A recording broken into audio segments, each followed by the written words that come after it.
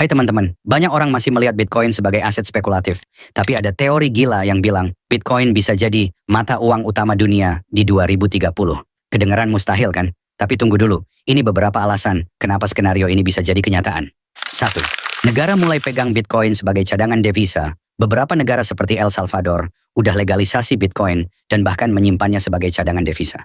Gimana kalau negara-negara besar mulai melakukan hal yang sama? Amerika, China, atau Uni Eropa bisa aja ikut tren ini kalau inflasi fiat makin nggak terkendali. 2. Hyper-Bitcoinization. Uang fiat mulai ditinggalkan. Di banyak negara berkembang, inflasi bikin mata uang mereka nggak bernilai.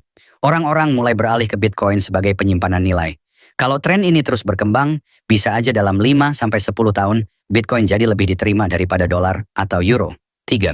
Smart contracts and DeFi di jaringan Bitcoin Ethereum mendominasi dunia DeFi.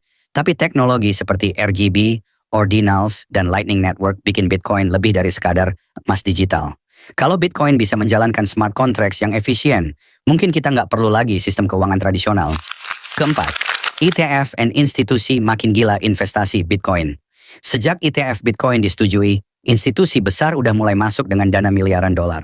Dalam beberapa tahun ke depan, kalau perusahaan besar menggunakan BTC sebagai treasury asset, permintaan bisa naik gila-gilaan.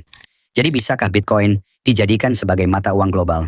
Apakah ini cuma teori liar atau memang jalan yang sedang kita tempuh? Bisa jadi kita sekarang sedang hidup di awal revolusi finansial terbesar dalam sejarah. Apa pendapatmu? Bitcoin bakal menggantikan fiat atau tetap jadi aset investasi aja? Tulis di komentar ya.